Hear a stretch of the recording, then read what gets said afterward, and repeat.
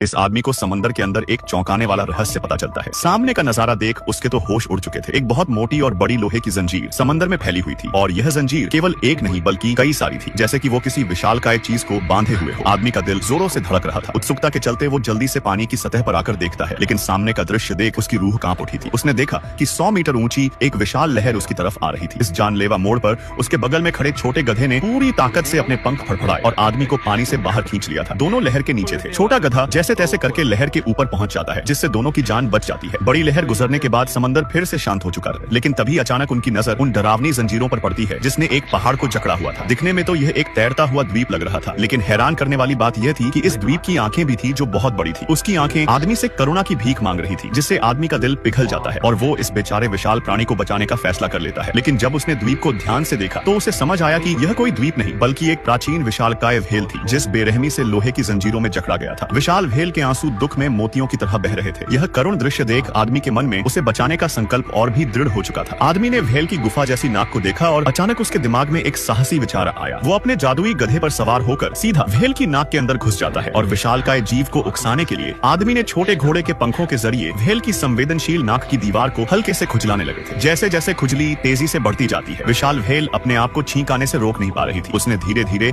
अपना पहाड़ जैसा सिर ऊपर उठा लिया था। समंदर का पानी पल भर में उसकी नाक में घुस जाता है और जंग लगी नाजुक लोहे की जंजीर टूटने लग जाती है। फिर जैसे ही व्हेल सर को और ऊपर उठाती है तो बाकी की जंजीरें भी एक एक करके टूटती चली जा रही थी, जिसके अगले पल ही व्हेल ने इतनी जोर से छींक मारी कि वो अपनी बेड़ियों से आजाद हो जाती है। आदमी और गधा भी मौका देखकर जल्दी से भाग निकले थे। उड़ने वाला यह छोटा गधा कोई साधारण जानवर नहीं था। वास्तव में यह एक आसमान का देवता घोड़ा था जो मस्ती के लिए एक दिन धरती पर उतरा था। उसने एक किसान के गेहूं का खेत बर्बाद कर दिया था। इस आदमी को उस खेत की रखवाली के लिए रखा जाता है। फिर एक दिन जादुई घोड़ा नदी में गिर गया था। दयालु आदमी रस्सी फेंककर उसे नदी से बाहर निकलता है और उसे मौके पर पकड़ लेता है। जब वो घोड़े को बांधने जा रहा था तब घोड़े की आंखों में पछतावा के आंसू उभर आए थे, जिससे दयालु आदमी का दिल पिघल जाता है। उसने घोड़े से एक सौदा किया कि अगर वो फिर कभी खेत को नुकसान नहीं पहुंचाएगा तो वो उसे आजाद कर देगा। आजाद होने के बाद घोड़ा आदमी की दयालुता से खुश हो जाता है और उसका एहसान चुकाने के लिए उसने अगली सुबह तक जादू से 2 खूबसूरत घोड़े आदमी को उपहार में दे दिए थे और खुद भी एक सीधे साधे छोटे गधे में बदल गया था जो बिजली की रफ्तार से दौड़ने के साथ साथ आसमान में भी उड़ सकता था। वो आदमी की रक्षा के लिए उसका साथी बन जाता है।